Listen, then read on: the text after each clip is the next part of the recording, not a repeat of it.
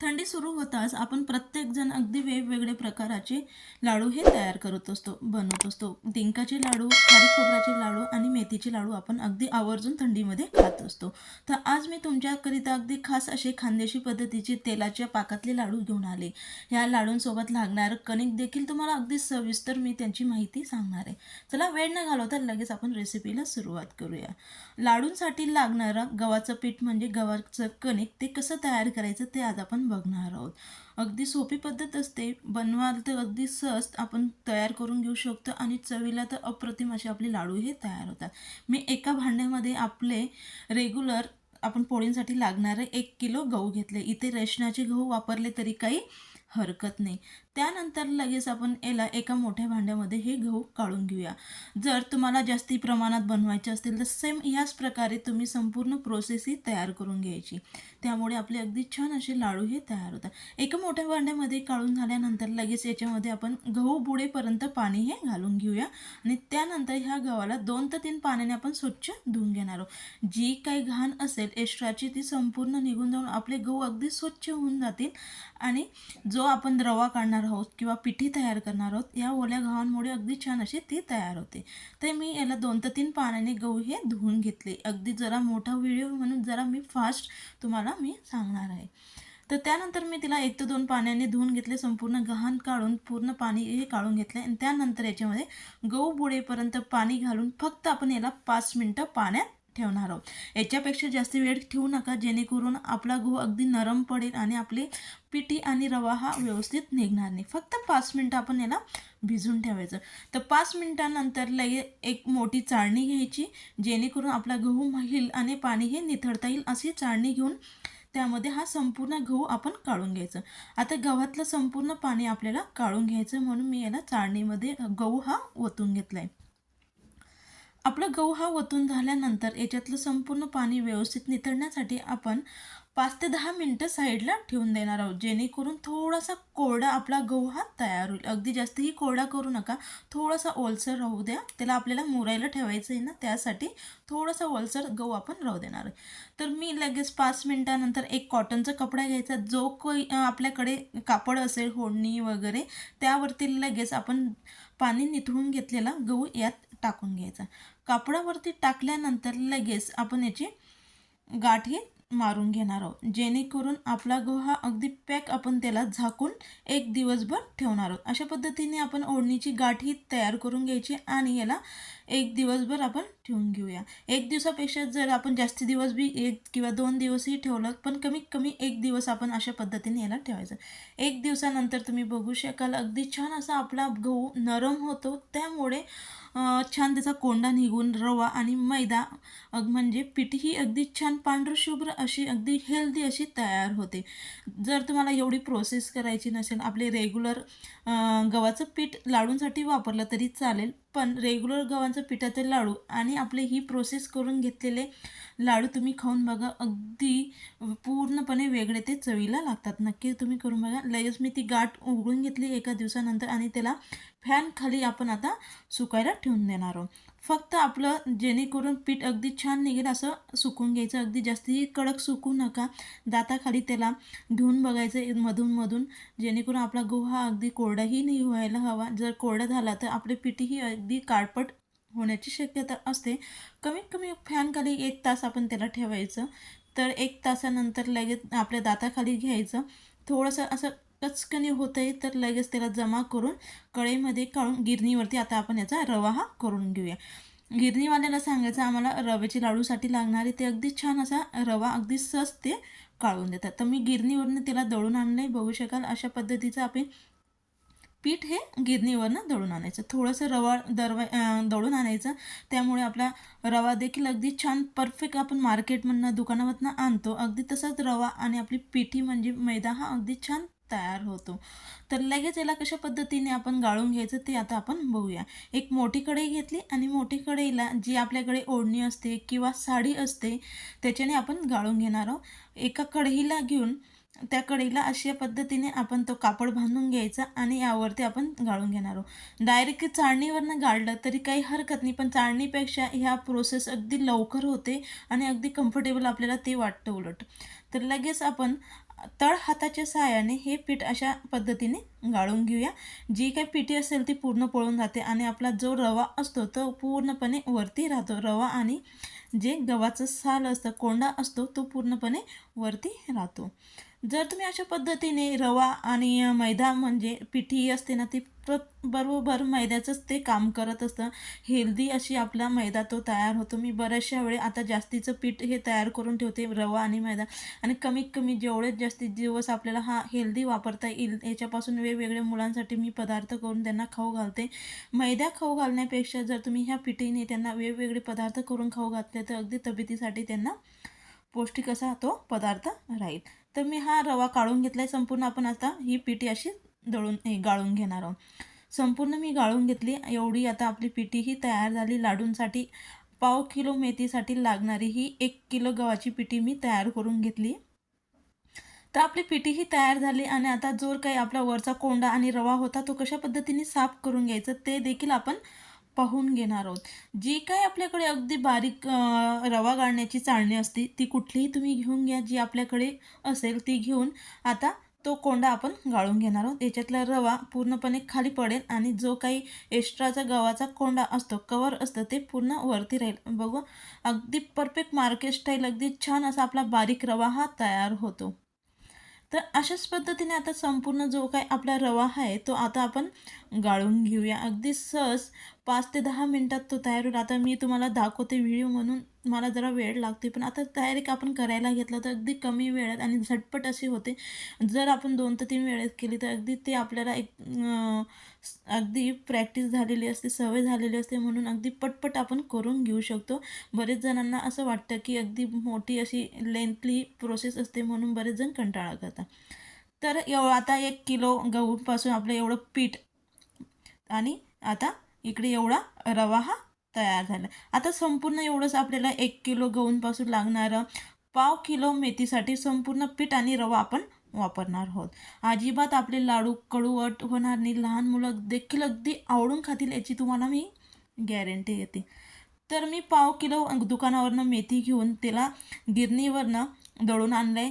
त्याला अजिबात भाजण्याची गरज नाही. बरेच जण मेथी ही भाजून वापरत असतात, पण अजिबात वापरण्याची गरज नाही. डायरेक्टली आणून साफ करून आपण गिरणीवरनं अगदी बारीक त्याचं पीठ हे दळून आणायचं.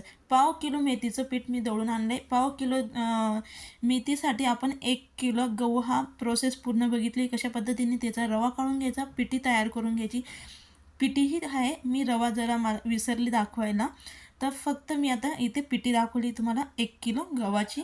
1/2 किलो मेथीसाठी मी इथे अर्धा किलो सुकं खोबरं त्याला किसून घेतले. किसून झाल्यानंतर मिक्सरला थोडा मी पुन्हा बारीक फिरून घेतले, त्यामुळे आपल्या लाडूंमध्ये अगदी जास्ती असे जाडसर खोबरं दिसणार नाही त्यासाठी. त्यानंतरला 1/2 किलो खारी घेऊन त्याला देखील उन्हामध्ये सुकवून त्याच्यातल्या बिया काढून मिक्सरला बारीक फिरून घेतले. आता बरेचशा वेळेस दुकानावरती देखील रेडीमेड पावडर मिळतं, पण त्याच्यामुळे काही मिक्स केलेलं असतं, त्यामुळे आपण घरी तयार करून घ्यायचं. तर त्यानंतर लगेच इथं मी काजू आणि बदाम हे देखील मिक्सरला बारीक फिरून घेतलं आहे. जर तुम्हाला जास्ती जाडसर आवडत नसेल तर डायरेक्ट पीठ तयार करून घेतलं तरी काही हरकत नाही. ड्रायफ्रूट्स आपल्या आवडीनुसार कमी जास्ती आपण घालून घेऊ शकतो. त्यानंतर लगेच एका भांड्यामध्ये मी डिंक घेतला आहे. डिंक देखील मी मोठे मोठे खडे अगदी बारीक असे त्यांना चुरून घेतलं आहे. आणि 1/2 किलो याच्यासाठी मी इथं 1 किलो गूळ घेतला आहे. गूळ देखील मी अगदी छान सुरीच्या सहाय्याने बारीक असा त्याला किसून घेतला आहे, म्हणजे बारीक असा कट करून घेतला आहे. जेवढा आपल्याला बारीक कट करता येईल तेवढा आपण गूळ हा बारीक करून घ्या. अगदी जास्ती त्याचे मोठे मोठे खडे ठेवू नका. ज्यावेळेस आपण तो पाक तयार करू ना त्यावेळेस थोडा तो जरा आपल्याला त्रास होतो, म्हणून डायरेक्ट आपण किसणीने किसून घेतला तर अगदी उत्तम. मी तसंच पद्धतीने अगदी बारीक असं सुरीने, मला नेहमीची सवय असल्यामुळे मी अगदी बारीक असं सुरीने कट करून घेतलं आहे. चला आपण आता लाडू बनवायला घेऊया. लाडू बनवण्यासाठी सर्वात प्रथम एक कढई मी गॅसवरती गरम करून घेतली. कढई फक्त पीठ भाजताना जाळबुंदाची घ्या, त्यामुळे आपली पीठ हे करपणार नाही आणि आपलं पीठ अगदी छान एकसारखं ते भाजून होईल. तर मंद गॅसवरती हलकसा ब्राऊन कलर येईपर्यंत, म्हणजे लालसर होईपर्यंत मंद गॅसवरती आता आपण हे पीठ भाजून घेणार आहोत. जर तुम्ही फुल गॅसवरती हे पीठ भाजून घ्याल तर ते लवकर भाजून होईल, कलर देखील त्याचा बदलेल आणि ज्यावेळेस आपण लाडू खाऊ ना त्यावेळेस अगदी पिठाळे असे आपले लाडू ते लागतील, म्हणजे कच्चे असे ते लागतात. तर अशा पद्धतीने अगदी छान हलकासा ब्राऊन कलर येईपर्यंत एकसारखं चमच्याने हलवत मी पीठ हे भाजून घेतले. अशाच पद्धतीने आपलं जे काही आपलं पीठ आहे ते संपूर्ण आपण आता भाजून घेऊया. मी संपूर्ण पीठ आता भाजून घेतलं आहे आणि त्यानंतर जो काही आपला रवा होता पिठातनं निघालेला तो देखील आता मी भाजून घेत आहे. जर आपल्याला ही प्रोसेस करायची नसेल ना, डायरेक्टली काय करायचं, आपलं रेग्युलर पीठ घ्यायचं आणि त्यामध्ये थोडासा रवा हा मिक्स करून घ्यायचा. रवा देखील मंद गॅसवरती मी ब्राऊन कलर येईपर्यंत याला छान भाजून घेतला आहे. त्यानंतर त्याच कढईमध्ये मी लगेच अगदी थोडंसं तेल हे गरम करून घेतले. तेल अगदी छान गरम झाल्यानंतर जो काही आपण डिंक घेतला आहे तो डिंक आता तळून घेऊया. बरेचसे जण कच्चा देखील डिंक पावडर करून डायरेक्ट वापरत असतात, पण तळूनही वापरला तरी काही हरकत नाही. आपल्याकडे लहान मुलं असतील ना, जर ते थोडासा कच्चा डिंक खायला नाही म्हणतात, म्हणजे नाकतोंड पिळतात, त्यापेक्षा डायरेक्टली आपण अशा पद्धतीने तळून घ्यायचा. आणि हा देखील तुम्हाला खडे आवडत नसतील तर मिक्सरला याला बारीक करून घेतला तरी काही हरकत नाही. अशाच पद्धतीने आपण छान डिंक हा मंद गॅसवरती तळून घेणार आहोत. फुल गॅसवरती केला तर तो देखील लगेच करपतो, म्हणून मंद गॅसवरती करा.